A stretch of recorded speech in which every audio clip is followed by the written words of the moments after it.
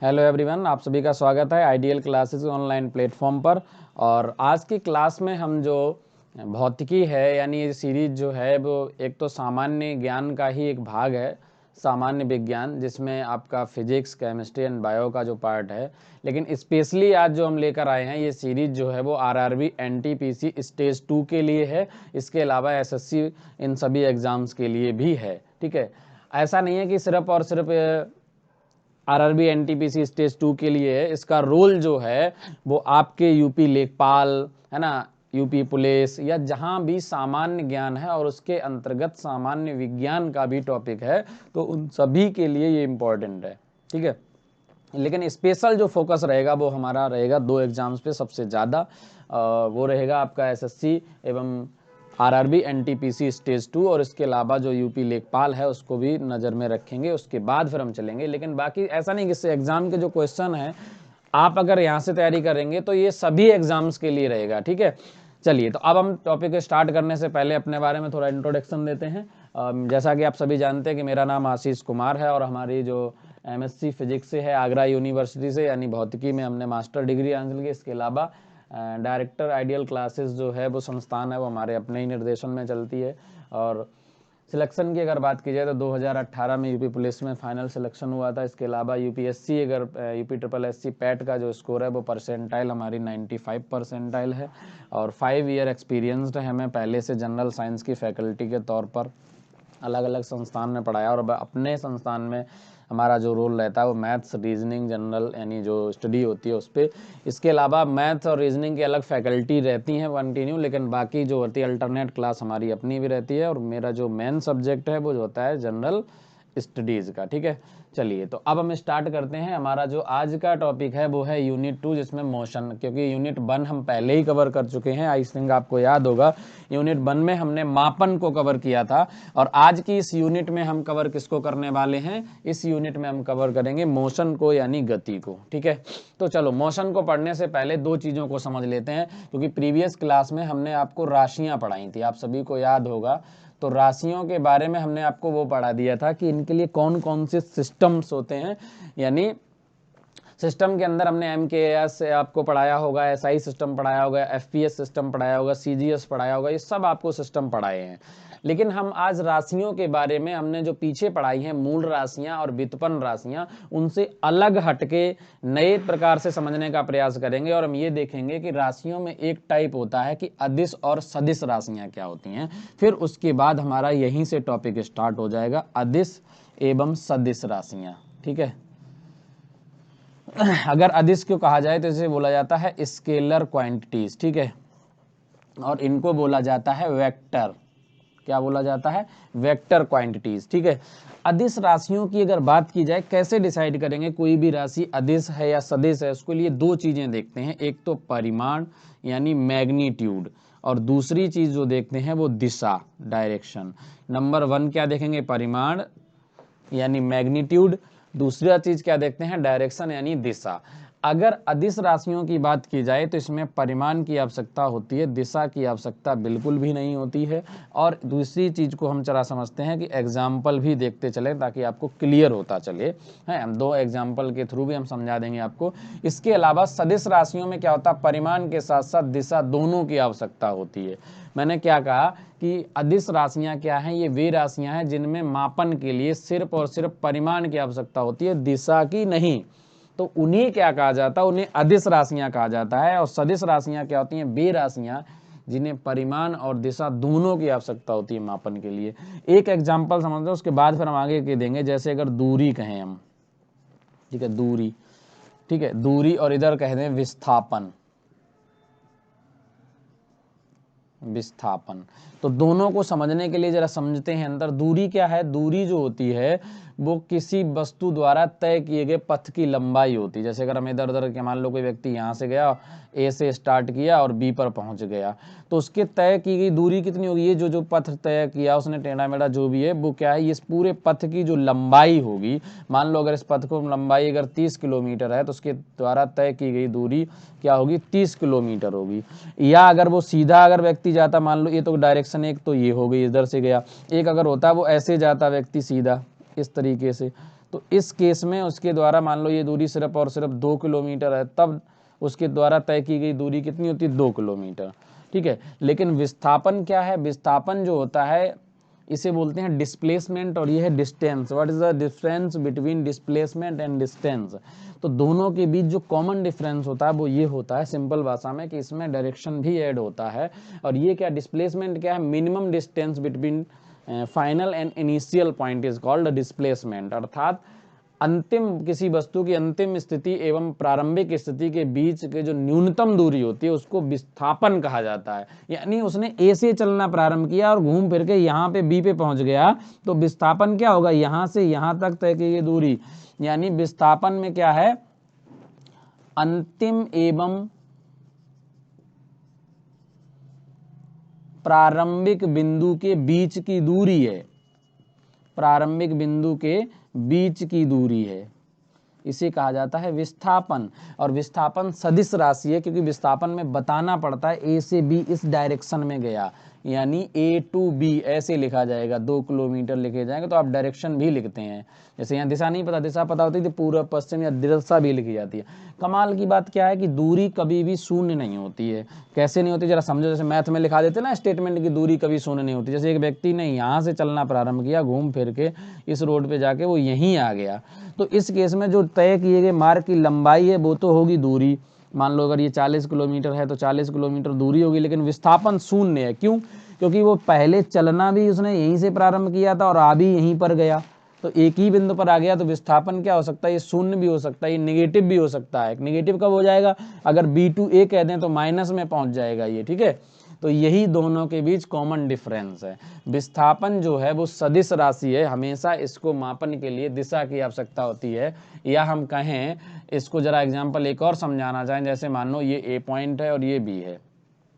एक व्यक्ति ऐसे गया और फिर यहाँ तक गया, मान लो इस डायरेक्शन में उसने तय की गई 5 किलोमीटर दूरी और ये है 7 किलोमीटर दूरी, तो उसके द्वारा तय की गई कुल दूरी जो है वो हो गई है 12 किलोमीटर। टोटल अगर निकालेंगे हम टोटल तो कितनी जाएगी, 12 किलोमीटर दूरी। ठीक है, अगर वो ऐसे गया होता, मान लो ये है 10 किलोमीटर, तब उसके द्वारा तय की गई 10 किलोमीटर दूरी, और वो सीधे जाता तो ये दूरी है मान लो 8 किलोमीटर, और ये है बी पोजीशन पे। तीनों स्थिति में उसके द्वारा जो विस्थापन होता है वो सेम रहता है और डायरेक्शन भी क्या होती है, ए टू बी। यानी दूरी बदलती, यहाँ पर दूरी अगर हम इस मार्ग पे जाते तो 12 किलोमीटर होती पहले वाले में, और दूसरे के सिचुएशन में फर्स्ट सेकंड में क्या हो जाती, यहाँ से जाता तो 10 किलोमीटर दूरी होती, और थर्ड में जो दूरी होती है वो है 8 किलोमीटर। लेकिन तीनों में विस्थापन सेम रहता, तीनों स्थितियों में जो विस्थापन होता वो विस्थापन कितना होता है, विस्थापन होता 8 किलोमीटर, और किधर होता है, ए टू बी डायरेक्शन में। बात समझ आ गई है? यही है इन दोनों के बीच कॉमन अंतर। यानी अदिश राशियों को समझ में आना चाहिए कि इसमें परिमाण के साथ साथ दिशा की भी आवश्यकता होती है सदिश राशियों में, और अदिश में सिर्फ क्या होता है, परिमाण चाहिए होता है, दिशा की आवश्यकता नहीं होती है। ठीक है, आई होप आपको ये पॉइंट समझ आए होंगे। अब इसमें लिखोगे कैसे, जरा समझने का प्रयास करो। तो बहुत बार क्या होंगी, हम अदिश राशियां, एक तरीका ये होता है कि हम सिर्फ आपको रटा दें, रटाने का मतलब लिखा दी जाए कि अदिश राशियां ये हैं, सदिश राशियां ये हैं। उससे बेहतर तरीका ये होता कि एक एक क्वांटिटी के बारे में आप अगर पहले से पढ़ लें, बेसिक समझ रखें, तो एग्जाम में जब भी क्वेश्चन आएगा आप उसको आसानी से हैंडल कर पाएंगे और उसको सॉल्व कर पाएंगे, क्योंकि आपको पहले से एक बेसिक समझ विकसित हो चुकी होगी। ठीक है, और ये जरूरी भी है। देखो, रटना चीज़ों को जरूरी नहीं है, रटने से कुछ नहीं होगा। आप सोचो रटने से बहुत ज़्यादा हमें मिल जाएगी, रटना नहीं है, चीज़ों को समझना है।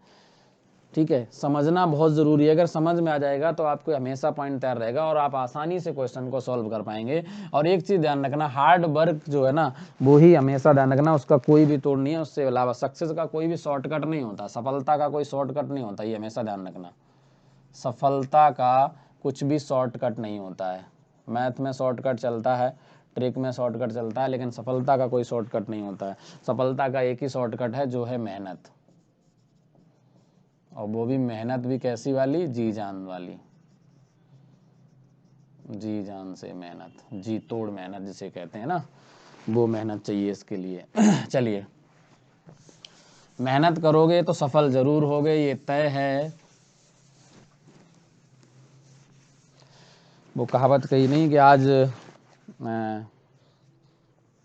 वक्त बुरा है, कल और बुरा होगा, लेकिन परसों धूप जरूर निकलेगी, है ना। तो बस उसी धूप का तलाश में रहो कि अगर आज दिन बुरा है, कल और बुरा होगा, लेकिन परसों सूरज जरूर निकलेगा, ये तय है, ठीक है। क्योंकि बुरे वक्त का भी एक बुरा वक्त आता है, ठीक है। तो जब बुरे वक्त का बुरा वक्त आएगा तो बुरा वक्त खुद ही खत्म हो जाएगा, यानी फिर अच्छा वक्त आ जाएगा, ठीक है। तो यही चीज़ें समझ के चलना है। और आगे कभी भी जीवन में एक चीज़ ध्यान रखो, अगर कठिनाई आई हुई है तो ये समझ लो आपके वो निखरने का एक बहुत बड़ा अवसर होता है। जिस व्यक्ति के जीवन में संघर्ष नहीं होता ना, स्ट्रगल नहीं होता है ना, उस व्यक्ति को कभी भी निखार नहीं आता है। और ये स्ट्रगल, जो संघर्ष होता है ना, यही व्यक्ति पे निखार लाता है। हमेशा ध्यान रखना, जो परेशानियां होती हैं ना, कठिनाइयां होती हैं, वो जीवन में जब जितनी जल्दी आती है ना, उतना ही जल्दी आप उनको क्या बनते हैं, एक्सपर्ट बन जाते हैं। और जिस व्यक्ति के जीवन में कभी परेशानी ना आई हो और एक टाइम अचानक से अगर कोई बड़ी परेशानी आ जाए तो वो टूट जाता है ऐसी स्थिति में। और जो व्यक्ति संघर्षों से ऊपर बढ़ के जाता है ना, तो उसे छोटी मोटी परेशानियों से लड़ के जब ऊपर जाता है तो वो हमेशा परेशानियों को चुनौती के तौर पर लेता है।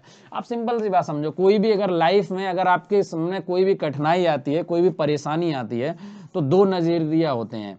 परेशानी आने पर क्या करते हैं, कुछ लोग इसको आफत समझने लग जाते हैं, यानी कोई भी अगर मजबूरी परेशानी आ रही है, इसको आफत समझने लग जाएगा, यानी वो समझ जाएगा कि हाँ ये हमसे नहीं होगा। और दूसरा, उसको अगर चुनौती समझने लग जाएगा, किसी भी परेशानी को अगर आई, उसको चुनौती समझने वाला व्यक्ति, आफत समझने वाला व्यक्ति, अपनी परेशानी को परेशानी समझने वाला व्यक्ति, परेशानी आफत कुछ भी कह लो, कठिनाई, परेशानी को परेशानी समझने वाला व्यक्ति हमेशा ध्यान रखना कंडीशन में क्या होता है, टूट जाता है, वो टूट जाएगा। जबकि चुनौती समझने वाला व्यक्ति, जो उसको चुनौती समझेगा, वो उसको फेस करेगा। भाई जिसने उसको चुनौती समझ लिया वो उसको फेस करेगा, और ये व्यक्ति हमेशा क्या होता है, निखर जाता है, इसके अंदर निखार आ जाता है। निखार वो वाला नहीं, चेहरे वाला, जिसे ग्लो कहते हैं, ठीक है, ये फेयर एंड लवली नहीं है चुनौती वाला समझने वाला व्यक्ति, परेशानी को जो चुनौती समझेगा वो उसको फेस करेगा, और जो फेस करेगा तो उस व्यक्ति के चरित्र में हमेशा क्या हो जाता है, निखार आ जाता है, और ऐसा व्यक्ति जीवन में हमेशा सफल रहता है। तो परेशानी को कभी परेशानी नहीं समझो, ठीक है, परेशानी को हमेशा एक चुनौती समझो। Problem is not the problem, problem is the attitude about the problem, ठीक है। समस्या नहीं होती है, समस्या होती है, सबसे बड़ी समस्या है कि समस्या के प्रति आपका दृष्टिकोण कहता है क्या, कैसा है ना। चलो अब आ जाओ अपने टॉपिक पे। हमारा जो टॉपिक क्या था, हम चल रहे थे अदिश और सदिश राशियों पे। तो सदिश राशियों में जैसे हमें अगर पहला दूरी पढ़ना है, तो अगर आपसे डिस्टेंस कहा जाए, दूरी कहा जाए, दूरी क्या है, तो सबसे पहली चीज, दूरी जो है वो कैसी राशि है, अदिश राशि है, इस बात को समझो, दूरी अदिश राशि है। दूसरी तरफ विस्थापन है, दोनों को हम एक साथ पढ़ने का प्रयास करेंगे और दोनों को समझेंगे। विस्थापन को कहा जाता है डिस्प्लेसमेंट, इंग्लिश में इसे क्या कहते हैं, डिस्प्लेसमेंट कहते हैं। और वो ये सभी पॉइंट आप लोग नोट करते हुए चलना, मैं बता रहा हूँ पहले से, जो लोग एग्जाम देने वाले हैं लेखपाल वगैरह का, यूपी पुलिस का, एसएससी सीजीएल का, या इसके अलावा जो आरआरबी एनटीपीसी सेकंड स्टेज में, वो इसको बिल्कुल भी स्किप ना करें।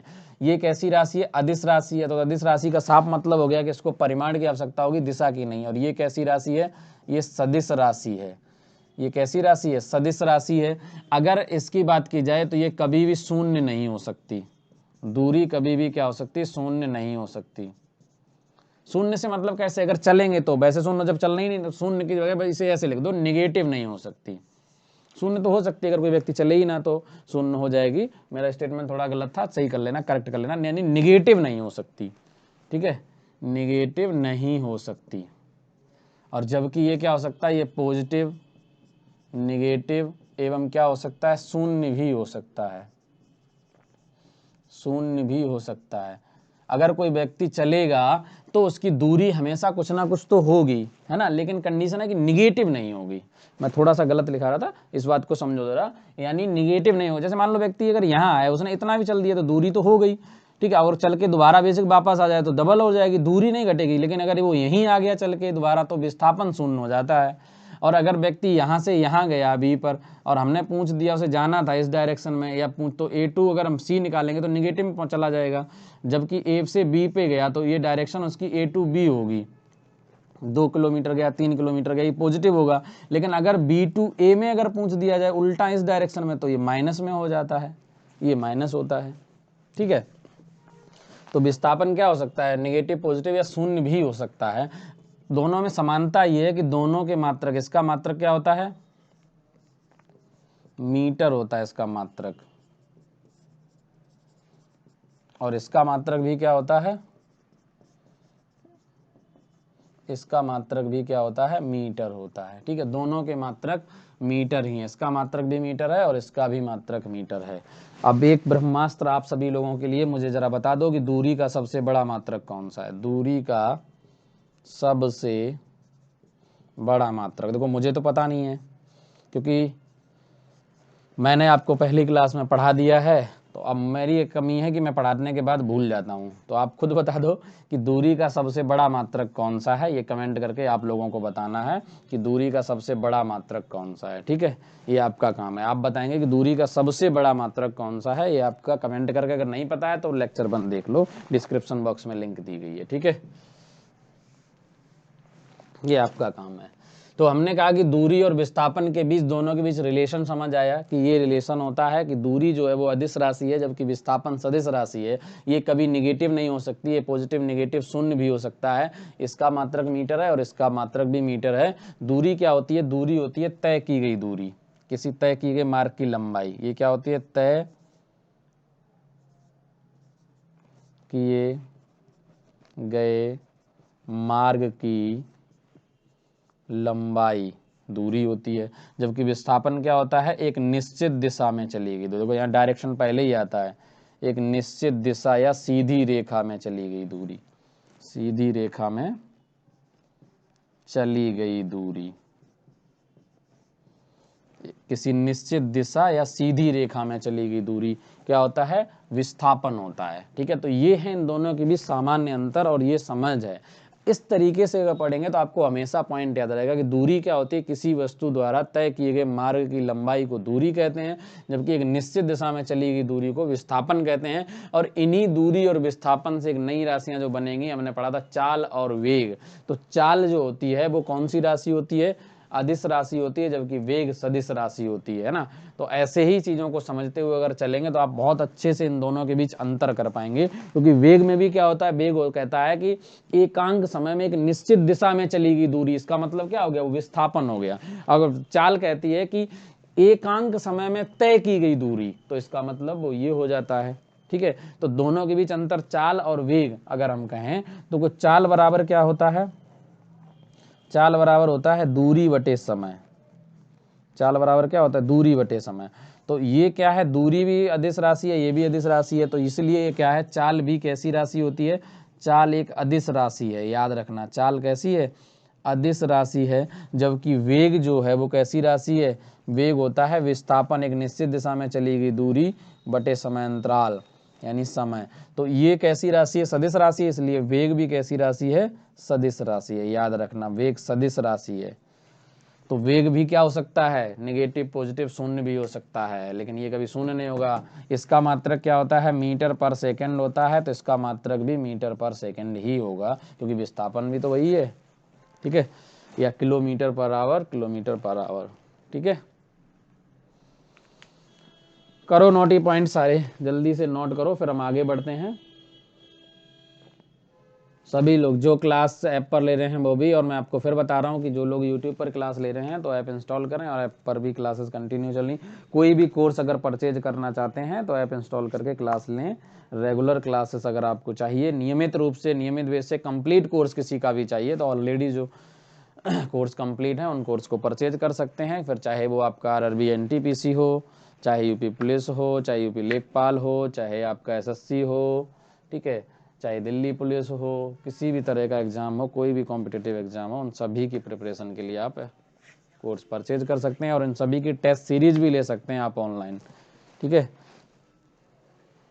चलिए आप थोड़ा सा आगे बढ़ते हैं।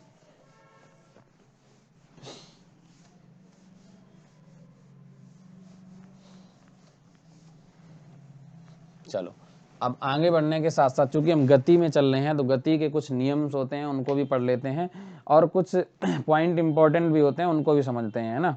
बहुत सारी चीज़ें इंपॉर्टेंट रहती हैं, तो उनको भी समझते हुए चलेंगे। उसके बाद फिर हम चलेंगे गति के नियमों पर। ठीक है, ज़रा थोड़ा सा समझ लो, त्वरण क्या होता है, एक्सिलरेशन। ठीक है, त्वरण, त्वरण क्या कहा जाता है, इसको बोला जाता है एक्सिलरेशन। क्या होता है त्वरण, त्वरण क्या होता है जरा समझो, जो कि हम वेग अगर मैं बताऊं, मैंने आपको क्या बताया था कि चाल जो होती है, चाल चाल क्या है, यानी इसे बोला जाता है स्पीड। स्पीड तो चाल क्या होती है, एकांक समय में, जरा समझ लो इसको, एकांक समय में तय की गई दूरी, तय की गई दूरी, उसे क्या कहते हैं, हम चाल कहते हैं। यानी एकांक समय में, समय इसमें एकांक हो जाता है, इसीलिए चाल का फॉर्मूला क्या होता है, चाल बराबर क्या होता है, दूरी बटे समय। तो इस समय को अगर हम 1 सेकंड ले लें तो इसका मतलब क्या हो गया, चाल बराबर दूरी, अर्थात एक समय 1 सेकंड में तय की गई मार्ग की जो लंबाई होगी, यानी जो दूरी होगी, उसी को हम क्या कहेंगे, चाल कह देते हैं। तो चाल का मात्रक क्या होता है, मीटर पर सेकंड होता है, यानी स्पीड का जो यूनिट होता है वो मीटर पर सेकंड होता है। क्लियर है बात, ठीक है। अगर हम कहें वेग, तो वेग में बस इतना सा डिफरेंस होता है, वेग को कहा जाता है वेलोसिटी। क्या अंतर है वेग में, वेग में अंतर ये होता है कि 1 सेकंड में या एकांक समय में 1 सेकंड में एक सीधी रेखा में चली गई दूरी, सीधी रेखा में चली गई दूरी को क्या कहते हैं, वेग कहते हैं। यही दोनों का अंतर, बीच अंतर है। यहाँ एक कंडीशन लगी है कि एक सीधी रेखा, यानी डायरेक्शन हो गई, एक सीधी रेखा से मतलब क्या हो गया, एक निश्चित दिशा में तय की गई दूरी को हम क्या कहते हैं, वेग कहते हैं। और वेग का यूनिट तो वही रहता है, वेग बराबर होता क्या, विस्थापन। एक सीधी रेखा में तय की गई दूरी को हम क्या कहते हैं, विस्थापन कहते हैं, पीछे ही पढ़ाया हमने। तो बटे क्या होगा, समय। अब अगर इसको फिक्स कर दिया जाए, 1 सेकंड ले लिया जाए, तो इसका मतलब साफ हो गया कि वेग और विस्थापन के बीच ये अंतर हो गया। क्लियर है बात, यही चीज तो हमें समझनी है, बात समझ आई ना। तो वेग जो है वो क्या है, एक निश्चित दिशा में चली गई दूरी है। अब कब, एकांक समय में। तो इसलिए इसमें हमेशा डायरेक्शन रहती है कि कौन सी, जब सीधी रेखा में जाओगे तो कोई ना कोई डायरेक्शन होगी। तो इसको जब रिप्रेजेंट किया जाता है, इसको ऐसे लिखा जाता है, जैसे अगर मान लो किसी का वेग लिखना है, गाड़ी का किसी का वेग, तो ऐसे लिखा जाता है वेग को, जैसे मान लो 20 किलोमीटर पर आवर है, तो इसमें बीच में दिशा आती है कि पूर्व की ओर या पश्चिम की ओर। जबकि यहाँ पर अगर दूरी रिप्रेजेंट करना है 20 किलोमीटर पर आवर या मीटर पर सेकंड, तो कुछ भी नहीं आएगा आगे, क्योंकि इसमें दिशा की आवश्यकता ही नहीं होती। ये मैग्नीट्यूड हो गया, ये मैग्नीट्यूड है, ये डायरेक्शन है, इसमें दोनों चीज़ें हैं। तो ये है चाल और वेग के बीच एक बेसिक सा अंतर, ठीक है। और त्वरण क्या होता है, त्वरण को कहा जाता है वेग परिवर्तन की दर।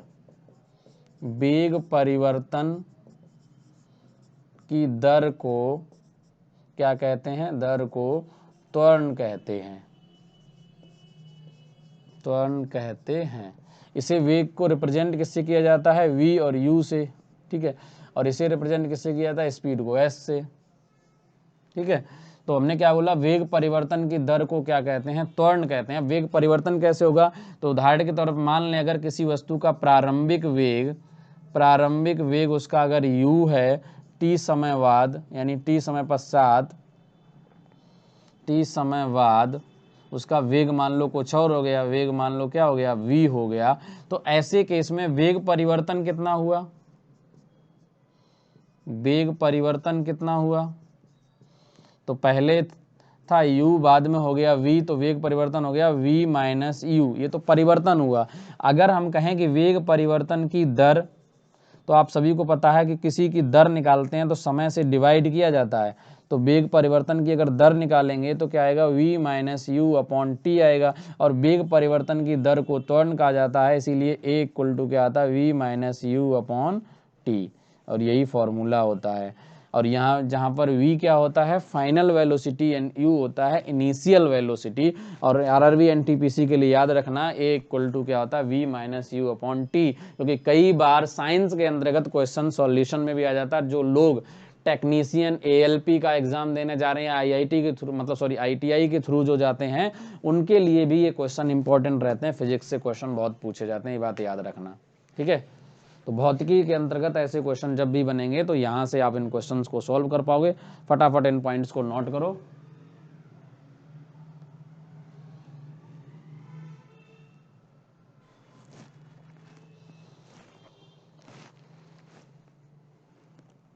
जल्दी से नोट करो, फिर हम आगे बढ़ते हैं और एक एक पॉइंट को नोट करते हुए चलेंगे, आप ये समझते हुए चलेंगे कि ये देखो त्वरण होता क्या है। जैसे आपने गाड़ी देखी, गाड़ी में से कहते हैं एक्सीलरेटर, गांव में बोलते हैं एक्सीलेटर गाँव में बोलते रहते हैं ना। तो बहुत सारे गांव में क्या मतलब पढ़े लिखे लोग भी एक्सीलेटर बोलते हैं, दरअसल वो एक्सीलरेटर होता है। एक्सीलेटर का मतलब होता है त्वरित, एकदम अचानक जैसे एक्सीलेटर खींचा तो गाड़ी की स्पीड बढ़ जाती है, डाउन किया तो कम हो जाती है। तो एक्सीलरेटर का काम ही यही होता है कि वो परिवर्तन कर देता है उसके वेग में, है ना। अब इधर टेढ़ा मेढ़ा ले जाना तो अलग चीज होगी, लेकिन एक्सीलरेटर का काम क्या, वेग में परिवर्तन। अगर ये परिवर्तन देखो, जब वेग बढ़ता है, एक्सीलरेटर हमेशा काम क्या होता है, वेग बढ़ाने के लिए होता है, वृद्धि के लिए। और जब वेग घटने लग जाता है तो इसी एक्सीलरेटर को कहते हैं नेगेटिव एक्सीलरेटर, तो उसे बोला जाता है मंदक। हिंदी में क्या बोलते हैं, इसको मंदन कहते हैं, ठीक है। और नेगेटिव एक्सीलरेशन को क्या कहा जाता है, मंदक कहा जाता है, ठीक है। तो या रिटार्डेशन कहते हैं इंग्लिश में, कई बार इसको रिटार्डेशन भी लिखा होता है। तो नेगेटिव एक्सीलरेशन कब होगा, पहले मान के चलो, जैसे एग्जांपल के तौर पर समझो, अगर मान लो ये पहले किसी का वेलोसिटी पहले से 10 मीटर पर सेकेंड था, डायरेक्शन कुछ ना कुछ होगी वो मान लेते हैं, और बाद में जाके वो अगर मान लो 7 मीटर पर आवर रह गई, तो ऐसे में क्या है, 10 से 7 हो गई, यानी कम हो गई। तो इस केस में इसी को क्या कहेंगे, मंदन कहते हैं, इसी को बोलते हैं रिटार्डेशन। तब एक्सीलरेशन नहीं कहेंगे, एक्सीलरेशन हमेशा पॉजिटिव में होता है, हमेशा ध्यान रखना। इसमें हमेशा वृद्धि होगी, अगर 10 से 17 हो जाए, 12 हो जाए, अब ये बन गया एक्सीलरेशन। क्लियर है बात। आई होप आपको समझ आ रहे होंगे ये सभी पॉइंट, बहुत इजीली से समझाए और बहुत बेसिक चीज़ें हैं, इनमें कोई बड़ी चीज़ें नहीं है। कहने का मतलब ये है कि जो प्रारंभिक वेग है उससे कुछ समय बाद वेग हमेशा ये बढ़ा हुआ होना चाहिए। एक्सीलरेशन का काम ही ये होता है कि जो फाइनल वेलोसिटी है वो ज़्यादा हो और इनिशियल वेलोसिटी कम हो। जैसे गाड़ी चलना स्टार्ट किया, पहले तो जीरो था, जैसे चलना शुरू किया वेग बढ़ गया, तो यहाँ जीरो से बढ़ा ना, तो यही एक्सीलरेशन होता है। और जब आप ब्रेक लेते हैं तो जब घटना होता है ये होता है रिटार्डेशन, यानी मंदन की प्रोसेस होती है, क्योंकि गाड़ी पहले से चल रही थी, कुछ वेग फिक्स था, अब उसके बाद आपने ब्रेक लगाई तो अब रिटार्डेशन करके जीरो हो गई। ये जो पोजीशन होती है ना, वो रिटार्डेशन की होती है। आई होप आप समझ पा रहे हैं एग्जाम्पल में, है ना। और नहीं समझ पा रहे हैं तो देखते ना रोडों पे एकदम एक्सीलेटर लेके गाड़ी में कुछ निकम्मे टाइप के लड़के घूमते रहते हैं ना, अचानक से गाड़ी कान खींच देते हैं, करके गाड़ी जा रही है वो धड़ाके से, और फिर एकदम से एक्सीलेटर कम करते हैं और गाड़ी की ब्रेक लगाते हैं। तो ये रिटार्डेशन और एक्सीलरेशन के एग्जाम्पल हैं। हालांकि ऐसे प्रयोग कई बार दांत जैसी चीज़ों को खतरनाक बना देते, टूट भी सकते हैं, और ऐसा होता भी है, क्योंकि जब ज़्यादा स्टंटबाज करते हैं ना, तो देखा होगा अभी आई कभी कई बार पकड़े जाते हैं, पुलिस वाले धर लिए जाते हैं, तो फिर हाथ जोड़ते मिलते हैं, और कई बार क्या होता है उनका खुद ही दांत टूट लेते हैं अपने। तो ये स्टंटबाजी कई बार नुकसानदायक भी हो जाती हैं। तो आप लोग मत करें, आप लोग अपनी पढ़ाई करें, वही बेहतर है, फालतू की चीज़ों में ना इन्वॉल्व हों, ठीक है। ये काम जिनका है उन्हें करने दें, क्योंकि सारे काम अगर आप ही करेंगे तो फिर वो लोग क्या करेंगे उन रोडों पे, मतलब ऐसे गिरी के जो होते हैं ना, दादागिरी वाला काम भी तो उनका ही है, निकम्मे लोगों का, तो उन्हें करने दीजिए। चलिए आप अपना काम कीजिए, उनके लिए यूपी पुलिस उनकी सेवा में जारी है, और बहुत बहुत अच्छे छिलमा डंडा रखती है, गैस वाले रोड फिर उन पर बजाती है तो पिछवाड़ा गुम्मद बना देती है उनका। नोट करो फटाफट, फिर हम आगे चलते हैं।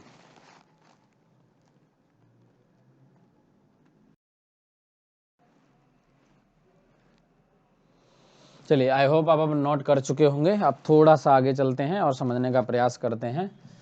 आपने त्वरण समझ लिया,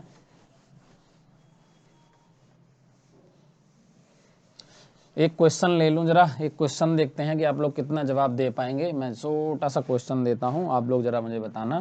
क्वेश्चन ये है, निम्न में से कौन सी राशि सदिश नहीं है। ए वेग परिवर्तन की दर, बी वेग, सी बल, डी घनत्व।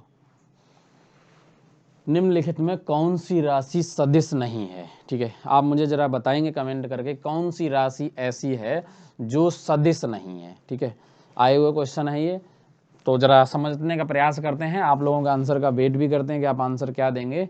ठीक है, क्वेश्चन ये है कि आपको ये बताना कि जो सदिश राशि है वो नहीं है इसमें से। इसमें 4 ऑप्शन दिए गए हैं और एक ऑप्शन ऐसा है जो सदिश नहीं है, बाकी के 3 सदिश हैं। चलो समझने का प्रयास करते हैं। सबसे पहले चलते हैं वेग परिवर्तन की दर। तो वेग परिवर्तन की जो दर होती है वो होता है त्वरण यानी एक्सीलरेशन। चूंकि वेग परिवर्तन की ही दर है तो वेग जैसे आपको पता है, अगर इसके बारे में पता है, ये कैसी राशि है, वेग सदिश राशि है, आप सभी को मैंने बताया। और त्वरण भी कैसी राशि है, ये भी एक सदिश राशि है। क्लियर है। अगर हम कहें बल की, तो बल भी कैसी राशि है, मैंने आपको पहले पीछे पढ़ाया भी होगा, नहीं तो आगे पढ़ने को मिलेगा। ये भी कैसी राशि है, सदिश राशि। कैसे, क्योंकि बल क्या होता है, बल को कहा जाता है, अगर सिंपल भाषा में कहें बल है क्या, बल 2 चीजें होती हैं, पुश और पुल। एक होता है पुश और दूसरा क्या होता है, पुल। यानी पुश का मतलब होता है धकेल, धक्का देना, और पुल का मतलब होता है खिंचाव। तो धकेल या खिंचाव को ही हम क्या कहते हैं, बल कहते हैं। जब किसी वस्तु को या तो आप धक्का देते हो या उसे अपनी ओर खींचते हो, तो ऐसे केस में सिंपल सी बात बताओ मेरे भाई कि बल की तो डायरेक्शन होती है, अगर हम इस पे धक्का देंगे तो दिशा ये हो गई, अगर उसको खींचेंगे तो डायरेक्शन ये हो गई, वो तो ऑलरेडी शो हो रहा है।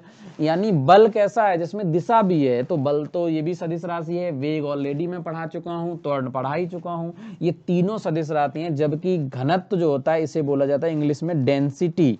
ठीक है, डेंसिटी क्या होती है, डेंसिटी की बात करें, घनत्व बराबर क्या होता है, द्रव्यमान बटे आयतन, यानी मास अपॉन वॉल्यूम। अर्थात हम कह सकते हैं कि जो एकांक आयतन होता है उसका जो मास होता है उसी को हम क्या कहते हैं, वॉल्यूम कहते हैं। अर्थात mass of per unit volume is called density, या density is calculated by mass divided by volume.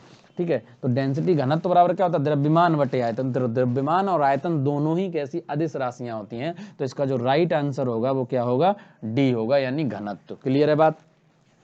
I hope आप को ये क्वेश्चन बहुत अच्छे समझ आया होगा। यानी घनत्व जो है वो कैसी राशि है, घनत्व जो है वो कैसी राशि है, अदिश राशि है। क्लियर है बात। थोड़ा सा समझने का प्रयास करते हैं हम, कुछ अदिश राशियों को आपको लिखा भी देते हैं और समझाए, जो मैं पहले पढ़ा चुका हूँ। अदिश राशियों में क्या है, जैसे घनत्व है, अदिश राशि है, क्षेत्रफल है, अदिश राशि है, आयतन है, अदिश राशि है। ठीक है, और बताओ आप, द्रव्यमान अदिश राशि है, ताप अदिश राशि है। ठीक है, ऊष्मा अदिश राशि है, ऊर्जा अदिश राशि है, कार्य अदिश राशि है। ठीक है, चाल अदिश राशि है। ये सब कैसी राशि हैं, अदिश राशियां हैं। दूरी अदिश राशि है। ठीक है, ये सब कैसी राशियां, अदिश राशियां आदि।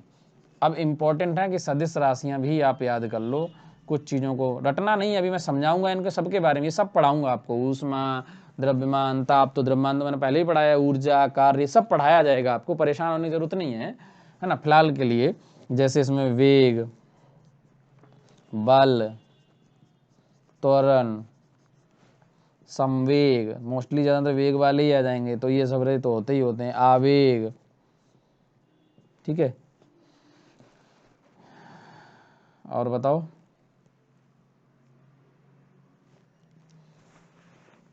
है ना, ये सारे के सारे क्या हैं,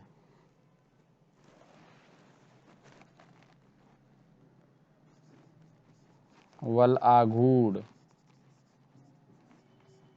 आदि, ये सब क्या है, सदिश राशियां हैं। ये सारी की सारी क्या है, सदिश राशियां हैं। तो सदिश राशियों में ध्यान रखना हमेशा क्या आएगी, सिंपल सी चीज मैंने आपको बताया, सदिश राशि में होगा क्या, सदिश राशि में सदिश का मतलब होता है सा, मतलब साथ साथ, ऐसे समझ लो। वो दिश मतलब क्या है, दिशा, यानी ऐसे जिसमें क्या हो, परिमाण के साथ साथ दिशा भी हो। क्योंकि किसी भी राशि का जब मापन करते हो तो हमने आपको बताया था, राशि के मापन के लिए चाहिए क्या होता है, परिमाण, मैग्नीट्यूड, और दूसरा होता है कि उसका मात्रक। तो मात्रक तो अब कंपलसरी बन चुका, राशि के लिए चाहिए ही चाहिए। तो परिमाण के साथ हम एक चीज देखेंगे कि दिशा भी आवश्यकता होगी, जिसमें तो वो बन जाती है सदिश। और जिसमें दिशा की आवश्यकता नहीं होती है तो उसके आगे लगा दो आ, क्योंकि आ का मतलब होता है नहीं। तो अदिश राशि में दिशा की आवश्यकता नहीं होगी और सदिश में होगी। क्लियर है बात। ठीक है, तो ये सारी चीजें क्लियर करते हुए चलोगे तो आप आसानी से क्वेश्चंस के आंसर दे पाओगे। चलिए, अब जरा एक दो क्वेश्चन और देखते हैं, उसके बाद फिर हम चलते हैं अपने टॉपिक पे और समझने का प्रयास करेंगे कि आगे क्या है। जैसे मैंने एक क्वेश्चन देता हूं आप सभी को कि निम्न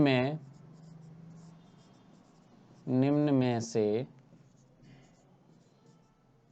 कौन सा नियम बल की परिभाषा स्थापित करता है। ऑप्शन ए गति का प्रथम नियम, ऑप्शन बी गति का द्वितीय नियम, ऑप्शन सी गति का तृतीय नियम, ठीक है, option D none of these, इनमें से कोई नहीं। अब ये मत कहना सर ये क्या लिख दिया, ये लिखा है गति का प्रथम नियम, यहाँ लिखा है गति का द्वितीय नियम, यहाँ लिखा है गति का तृतीय नियम, ये सेकंड नियम है और ये गति का थर्ड नियम है। आपको बताना निम्नलिखित में कौन सा जो है वो बल की परिभाषा देता है, ठीक है। अब आप इस क्वेश्चन को यहीं पर रखिए और समझते हैं आगे, इसका आंसर अभी आपको मिल जाएगा। अब हम चलते हैं गति के नियम पर। गति के नियम क्या है? गति के नियम लॉ ऑफ मोशन, इन्हें क्या कहा जाता है? लॉ ऑफ मोशन, गति के नियम, ठीक है। गति के नियम क्या हैं जरा बताओ मुझे, कोई भी बताएगा कमेंट करे गति के नियम क्या क्या हैं, ठीक है। जरा समझने का प्रयास करो गति के नियम किसे कहते हैं। तो पहली चीज तो ये है कि गति के नियम जो दिए किसने थे, ये इंपॉर्टेंट रहता। तो गति के नियम जो दिए हैं वो न्यूटन साहब ने दिए, आइजैक न्यूटन। और ये जो न्यूटन है इन्हीं को कहा जाता है father of physics, father of physics कहा जाता है इन्हें, ठीक है। न्यूटन ने ही क्या दिए थे? गति के नियमों का प्रतिपादन किया था। और इनकी एक पुस्तक है, इन्हें बोला जाता है आई थिंक प्रिंसिपिया। इस उसकी दृष्टि से महत्वपूर्ण है ये, जीएस में याद रखना। प्रिंसिपिया किसकी बुक है? न्यूटन की ही बुक है और इन्होंने इसी में उन्होंने गति के नियम के बारे में बताया था, ठीक है। अब गति के 3 नियम है, सामान्यतः क्या है गति संबंधी जो नियम है वो कितने नियम है? गति के 3 नियम है। पहला हम पढ़ते हैं फर्स्ट, प्रथम नियम। क्या है प्रथम नियम? जरा समझने का प्रयास करो। प्रथम नियम आपको खुद समझ आ जाएगा कि डेफिनेशन कौन देगा। प्रथम नियम ये कहता है, गति का प्रथम नियम क्या कहता है? यदि कोई वस्तु विराम अवस्था में है तो विराम में ही रहेगी, यदि गतिमान अवस्था में है तो निरंतर गति करती रहेगी। रूल सिंपल है। अगर कोई वस्तु क्या है विराम, अच्छा देखो रेलवे में कई बार नियम ही लिखा जाता है सीधा सीधा, मैंने देखा कि सिर्फ नियम लिखा है ऊपर, इसी तरह जो मैंने बोला है ना स्टेटमेंट, ये नियम लिखा होगा और नीचे पूछ देगा कौन सा नियम है, पहला दूसरा तीसरा, इनमें से कोई नहीं, बताओ कौन सा नियम है? तो पहला नियम है। पहला नियम क्या है? यदि कोई वस्तु विराम अवस्था में है तो विराम अवस्था में रहेगी, अगर गति कर रही है तो निरंतर गति करे रहेगी, जब तक कि उस पर कोई भी बहावल ना लगाया जाए। बात समझ आई? कहने का मतलब क्या हुआ, कोई भी ऑब्जेक्ट जो है अगर वो उसमें है, स्टेशनरी ऑब्जेक्ट में है, या वो क्या कह सकते हैं उसको विराम अवस्था में कह सकते हैं, रेस्ट अवस्था में कह सकते हैं, तो वो क्या करेगी? अपनी विराम अवस्था को बनाए रहेगी। कहने का मतलब ये हुआ कि ये जो वुड है यहाँ पर, जैसे मान लो ये गुटका है, एक आपके पास टेबल है, ये 3 खाने वाली मान लो इस तरीके से कोई एक टेबल है और इसके जो पाए है, और इस टेबल पे हमने क्या रख दिया? एक गुटका रखा है, या हमारा कोई भी पुस्तक रखी है, ये मान लो ये बुक रखी हुई है। तो वो ये न्यूटन का नियम ये कहता है ये जो बुक है ना, ये बुक इसी टेबल पे ऐसे ही रखी रहेगी जब तक कि कोई बहावल नहीं लगाया जाए। ऐसा थोड़ी होगा 1 घंटे बाद देखो ये बुक यहाँ पहुंच जाए या वहां पहुंच जाए, संभव ही नहीं है। कोई जब तक कोई ना कोई इस पे एक्सटर्नल फोर्स लगाना पड़ेगा, कोई बहावल लगाना पड़ेगा, तब जाके इस वस्तु में क्या होगा? परिवर्तन होगा। कहने के मतलब ये जो नियम है, और इसी को क्या कहा जाता है? जड़त्व भी कहा जाता है। तो ये जड़त्व के पर इसे जड़त्व का नियम भी कहते हैं। क्यों कहते हैं? क्योंकि जड़त्व भी क्या है, जैसे इनर्शिया कहते हैं। इनर्शिया क्या है? जड़त्व जो होता है वो ऐसा गुण होता है, यानी कोई वस्तु जिस अवस्था में है, जिस स्थिति में, उसी स्थिति को बनाए रखना ही तो जड़त्व कहलाता है। तो इसीलिए इसे जड़त्व का नियम भी कहते हैं। जड़त्व का मतलब हुआ, इनर्शिया क्या है? जड़त्व क्या है? जड़त्व वह गुण है, वह गुण जिसके कारण वस्तुएं अपनी स्थिति को बनाए रखती हैं। ये क्या है? ये जड़त्व का नियम है। ठीक है, तो इसीलिए क्या है, जड़त्व किसे कहते हैं? जड़त्व को वह गुण है जिसके कारण वस्तुएं जिस अवस्था में है उसी अवस्था में रहना चाहती हैं, अर्थात उसमें कोई परिवर्तन नहीं स्वीकार करती, इसी को जड़त्व कहते हैं। और प्रथम नियम क्या कहता है? प्रथम नियम भी यही कहता है कि यदि कोई वस्तु विराम अवस्था में है तो वो विराम में रहेगी, और गति कर रही तो गति कर रही है। इसका मतलब ये हुआ कि जैसे एक बॉल है, फुटबॉल है, मैदान में लात मारी के तो निरंतर गति करती रहेगी, बॉल जहां जाएगी जाती चली जाएगी, जब तक रुकेगी नहीं। खुला मैदान है, रुकेगी। क्यों रुकेगी? उसका कारण है क्योंकि जब फुटबॉल है वो इस टाइप में डायरेक्शन में जा रही है तो उस पर नीचे यानी घर्षण बल काम कर रहा है, फ्रिक्शन काम कर रहा है, तो इस घर्षण बल के कारण रुक जाएगी वो। क्लियर हो गई? तो यही चीजें हमें समझनी है। तो न्यूटन का नियम एकदम सत्य है। न्यूटन नियम ने यही कहा है कि जब तक किसी वस्तु पर कोई बाहुबल कार्य नहीं करेगा, तो यहाँ प्रथम नियम ही क्या कह रहा है, यानी बल की परिभाषा दे रहा है। अर्थात बल वह कारक है जो वस्तु की स्थिति में परिवर्तन करने का प्रयास करता है। तो यही होता है न्यूटन का फर्स्ट नियम। क्या देता है? बल की परिभाषा देता है। ठीक है, इसीलिए इसे क्या कहा जाता है? फर्स्ट लॉ जो होता है वो बल की परिभाषा बताता है। क्योंकि न्यूटन ने पहले नियम में कहा कि यदि कोई वस्तु विराम अवस्था में तो विराम में रहेगी, गति कर रही तो गति करती रहेगी, कोई बाहुबल ना लगाया जाए। इसका मतलब बाहुबल क्या हुआ? वह बल जो है एक्सटर्नल फोर्स है, यानी फोर्स वह कारक है जो वस्तु की स्थिति में परिवर्तन करता है या परिवर्तन करने का प्रयास करता है। जरूरी थोड़ी हमेशा परिवर्तन हो। जैसे बल की बात करें, फोर्स की बात करें, तो बल निकल के आया यहाँ पर, बल यानी फोर्स।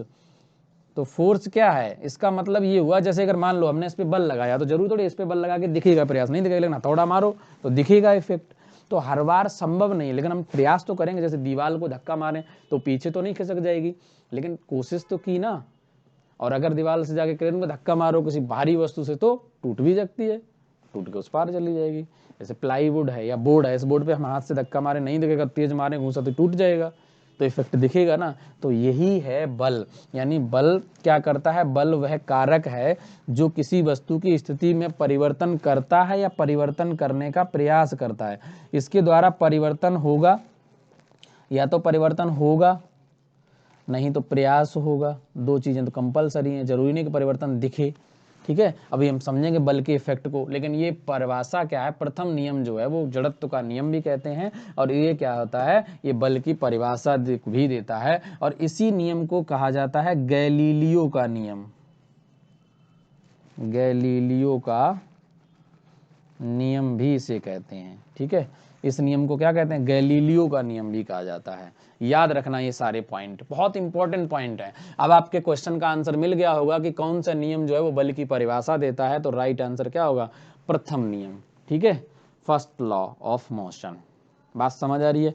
बहुत इंपॉर्टेंट चीज़ है ये सारी चीज़ें, आपके एग्जाम में काम आने वाली हैं। अभी हम समझाते हुए चलेंगे और यहीं पे समझेंगे कि अलग अलग इस नियम के इफेक्ट क्या क्या हैं, इसके कौन कौन से एप्लीकेशंस हैं। एप्लीकेशन मतलब उदाहरण कहाँ कहाँ समझने को मिलेंगे। जैसे प्रथम नियम क्या करता है? जैसे जैसे आपने देखा कि बस है और बस खड़ी हुई हो, अचानक से चल दे तो आप क्या होगा? पीछे झुक जाते हैं। तो ये किस नियम का एप्लीकेशन है? इसी का है। क्यों? क्योंकि हम क्या है, जैसे बस बैठे हुए बस में वैसे ही रहना चाहते हैं। तो जब बस अचानक बस चल देती है तो हमारे निचला भाग तो बस के साथ गतिमान हो जाता सतह, लेकिन ऊपरी भाग जैसे है वैसे ही रहना चाहता है। तो नीचे का भाग आगे बढ़ा, हम पीछे जाके टकराते हैं। ठीक है, तो ये होता है फर्स्ट नियम का उदाहरण। जैसे पेड़ पे क्या हो, फल लगे हों और उस फल की टहनी को हिला दिया जाए तो फल नीचे गिर जाते हैं। ये कारण क्या होता है? टहनी पकी हुई होती है और फल जैसे वो मोशन करती है, फ्रूट जो है वो वहीं रहना चाहता है, तो इसके कारण क्या होता है? टहनी से टूट के नीचे चला जाता है, वो डंठल से टूट जाता है। बात समझ आई? कंबल को जब हम लकड़ी से झाड़ते हैं ऐसे करके तो क्या होता है? उससे धूल के कणका बाहर निकलना। ये भी एग्जाम्पल किसका है? फर्स्ट नियम का ही है। अगर हम कुएं से पानी निकाल रहे हों, अचानक से क्या हो जाए? रस्सी टूट जाए, पीछे जाके गिरेंगे, तो ये किसका है? फर्स्ट लॉ ऑफ मोशन है। बात समझ आई? ये सब फर्स्ट लॉ ऑफ मोशन के एग्जाम्पल हैं। फर्स्ट लॉ ऑफ मोशन, ये बात आपको समझ आनी चाहिए। और अगर हम यहाँ पर पता क्या कहेंगे, ये बल का व्यंजक पूछ दें अगर आपसे कि बल का व्यंजक कौन सा नियम देता है, ठीक है, तो क्या बताओगे? व्यंजक का मतलब होता है उसका फॉर्मूला यानी सूत्र। तब ध्यान रखना इसका आंसर बदल जाएगा, तब फर्स्ट नियम नहीं आएगा। इस केस में इसका आंसर क्या आएगा? सेकेंड नियम आएगा। अगर व्यंजक की बात करें, अभी व्यंजक निकालेंगे इसका, सेकेंड नियम आएगा। ठीक है, ये जो एग्जाम्पल मैंने मुंह से बोले हैं ये सारे एग्जाम्पल फर्स्ट नियम के हैं। कौन सा? कुएं से पानी खींचने में रस्सी का टूटने पे हम पीछे गिरना, या बस के अचानक चलने से पीछे झुक जाना, बस के अचानक रुकने पे ब्रेक लगाने पे आगे गिर झुक जाना, ये सारे एग्जाम्पल। या कंबल को पीट कर उससे क्या निकालना, धूल के कण का बाहर निकलना, पेड़ की किसी पकी शाखा को हिलाने पर पके फलों का नीचे गिरना, ये सब एग्जाम्पल हैं फर्स्ट लॉ ऑफ मोशन के। क्लियर है बात? सारे एग्जाम्पल हैं। और ऐसे पढ़ोगे ना ढंग से, देख भी क्वेश्चन छूटेगा नहीं है, मेरा दावा है किसी भी तरह का कोई क्वेश्चन नहीं छूटेगा। बस पढ़ाई को तरीके से करोगे, एक एक पॉइंट को अगर समझते हुए चलोगे और रट्टाफिकेशन लगाओगे तो कभी सफल नहीं होगे। चीज़ों को समझना सीखो, रटना नहीं। रटने की चीज़ों को ही रटो, हर चीज़ को रटने से संभव नहीं होता, हर चीज़ रटी नहीं जाती है। क्योंकि रटने से क्या होता है, जब भी वो अप्लाइड क्वेश्चन दे देता, जरा सा क्वेश्चन घुमा दिया तो बस आपका सारा कॉन्सेप्ट, क्योंकि जिस बच्चे का कॉन्सेप्ट क्लियर है ना, उसके लिए कभी दिक्कत नहीं आएगी, वो क्वेश्चन कैसे भी घुमाए। हो सकता है वो बल्कि जड़त्व का नियम क्या तो आपने बता दिया, लेकिन इसी में अगर वो घुमा के क्वेश्चन पूछ देता, कुछ और पूछ देता कि मतलब बताओ कि पहला ऐसा कौन सा नियम है जो वस्तु की स्थिति में परिवर्तन को स्वीकार नहीं करता है, तो इसका मतलब भी वही है, प्रथम नियम ही की बात कर रहा है वो, जड़त्व की वही तो है। अर्थात जड़त्व की बात यही तो कहता है कि जिस वस्तु को जैसे हो वैसे ही रहना चाहती है। जैसे स्प्रिंग होती है, स्प्रिंग जड़त्व तक खींचो दोबारा से उसी पोजीशन में आ जाती है। ठीक है, तो ये था प्रथम नियम, गति का प्रथम नियम। ठीक है, आई होप आपने नोट किए होंगे। चलिए अब हम आगे चलते हैं, दूसरे नियम पे चलते हैं।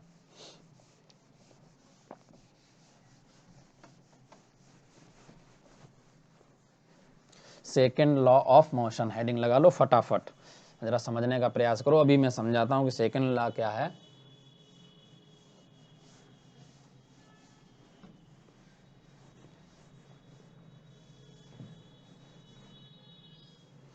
अब सेकेंड लॉ को पढ़ने से पहले जरा थोड़ा सा पॉइंट समझ लो, एक चीज समझो जरा, संवेग क्या होता है। संवेग को इंग्लिश में क्या कहा जाता है? मोमेंटम कहा जाता है।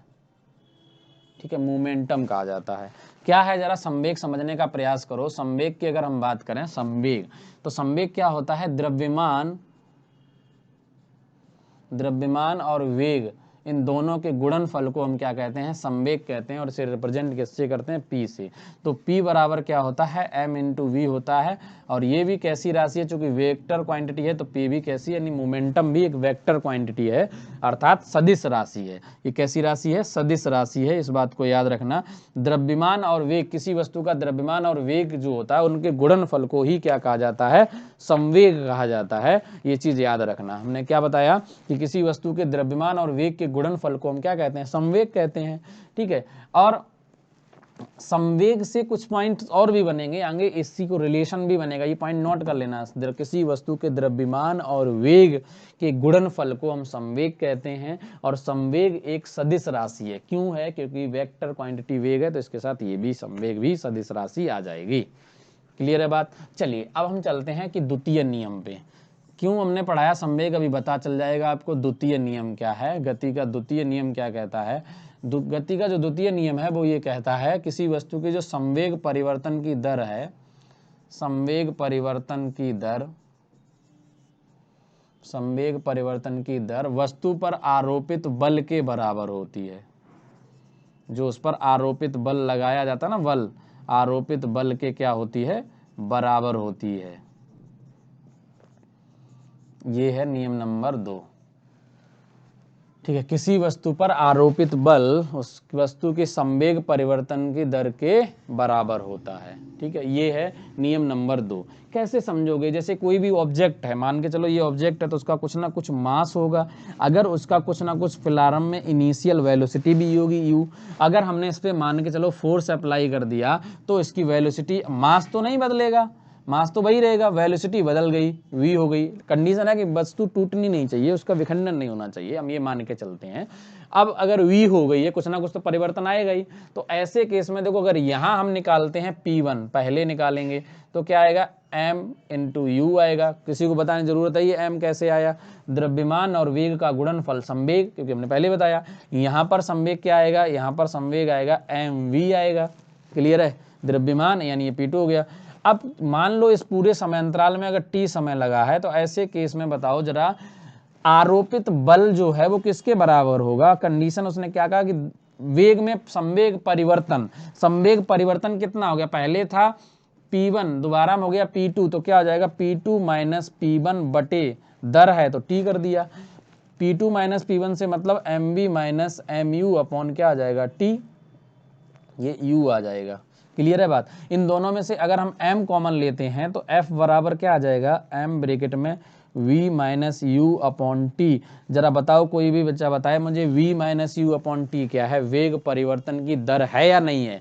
वेग पहले इतना था, इतने में परिवर्तन है, ये ऊपर नीचे समय है, तो वेग परिवर्तन की दर, और वेग परिवर्तन की दर को बताएगा कोई क्या कहते हैं, कोई भी बच्चा बता दे कि वेग परिवर्तन की दर को क्या कहते हैं, मैं समझ जाऊंगा कि आप लोग कितने ध्यान से क्लास ले रहे हैं कि वेग परिवर्तन की दर को क्या कहते हैं। तो आपको पता होना चाहिए वेग परिवर्तन की दर को, जो लोग थर्ड कमेंट कर रहे हैं वो एकदम राइट आंसर है। वेग परिवर्तन की दर को हम क्या कहते हैं, त्वरण कहते हैं, ठीक है, एक्सीलरेशन कहते हैं, और उसको ए से रिप्रेजेंट करते हैं। तो यहीं से फॉर्मूला निकलता है F बराबर ma। ये इंपॉर्टेंट है, द्रव्यमान और त्वरण का गुणनफल क्या कहलाता है, बल कहलाता है, और बल कैसी राशि है, सदिश राशि है, क्योंकि त्वरण सदिश राशि होता है। तो द्रव्यमान और वेग के गुणनफल को हम क्या कहते हैं, संवेग कहते हैं, और द्रव्यमान और त्वरण के गुणनफल को हम क्या कहते हैं, बल कहते हैं। द्रव्यमान और वेग का गुणनफल संवेग होगा, द्रव्यमान और त्वरण का गुणनफल बल होगा। क्लियर है बात, ठीक है। ये समझ आया पॉइंट या नहीं आया, बहुत इंपॉर्टेंट पॉइंट है। जब भी ऐसा क्वेश्चन आएगा, आपको क्वेश्चन में कैसे फोर्स निकालना हो तो द्रव्यमान और त्वरण का, अगर ये नहीं पता हो तो वेग पता हो, तो ये वाला फॉर्मूला काम रहेगा कि इसकी वेलोसिटी में परिवर्तन निकाल लोगे। संवेग परिवर्तन की दर जो है वो क्या होता है, त्वरण होता है। देखो ये संवेग परिवर्तन की दर है, ठीक है, इसी को कन्वर्ट करके निकाल दिया हमने F बराबर ma। ठीक है, आई होप आप सभी को ये पॉइंट समझ जाएंगे। वरना इतना याद रखना, द्रव्यमान और त्वरण के गुणनफल को हम क्या कहते हैं, बल कहते हैं, ठीक है, मोस्ट इंपॉर्टेंट है ये, इससे निकलता है इसका व्यंजक। तो अब अगर कोई आपसे पूछे कि बल का व्यंजक यानी बल का सूत्र कहां से मिलता है, तो द्वितीय नियम से आता है। बल का सूत्र, फॉर्मूला, व्यंजक कहां से मिलता है, सेकंड लॉ से आता है, सेकंड लॉ ऑफ मोशन। आगे बात समझ। तो बल की परिभाषा न्यूटन का फर्स्ट नियम, बल का सूत्र न्यूटन का सेकंड नियम। अब हम चलेंगे थर्ड नियम, जिसे बोलते हैं क्रिया प्रतिक्रिया नियम, ठीक है।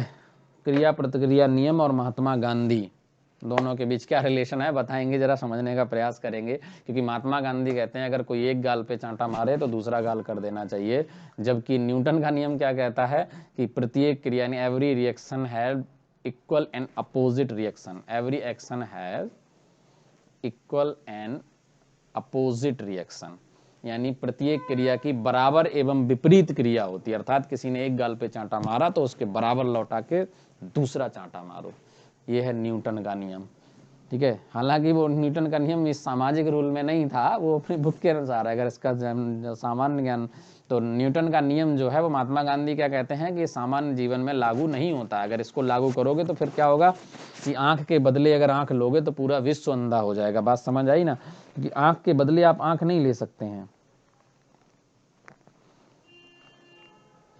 तो महात्मा गांधी का सामान्य जीवन का नियम अलग है और क्रिया प्रतिक्रिया नियम अलग है। हर जगह हर चीज लागू नहीं होती है, ये बात आपको समझनी चाहिए,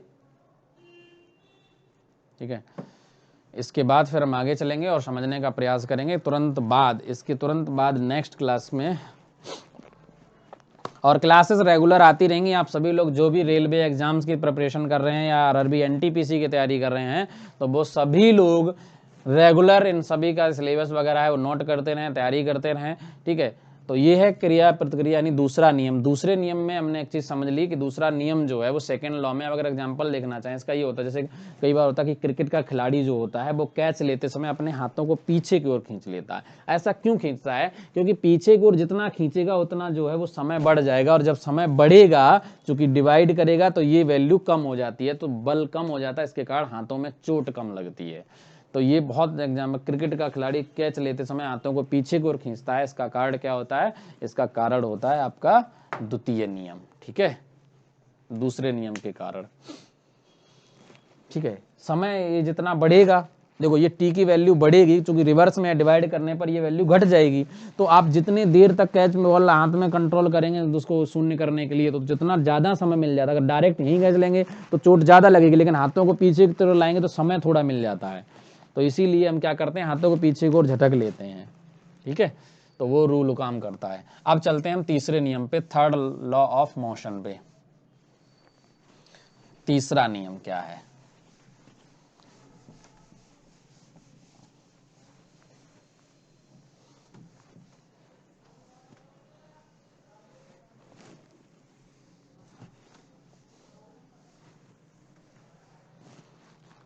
थर्ड लॉ ऑफ मोशन या गति का तीसरा नियम।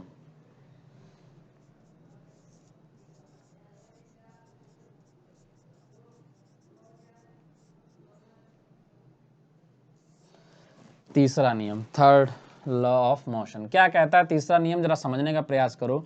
तीसरा नियम सिंपल भाषा में क्या कहता है कि प्रत्येक क्रिया की बराबर एवं विपरीत प्रतिक्रिया होती है।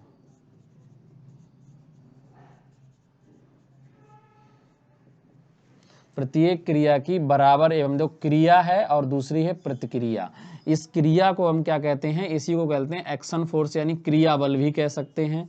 और उधर से जो लगा है उसे बोलते हैं हम प्रतिक्रिया बल भी कहते हैं, यानी रिएक्शन फोर्स।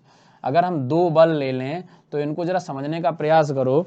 इसको एग्जाम्पल के द्वारा अगर समझते हैं तो बहुत आसान समझने में आएगा आपको। जैसे आपने कभी दरवाजा, मान लो ये है विंडो, ये गेट है आपका, ये डोर है, और इसमें लगा हुआ है एक आपका ये दरवाजा।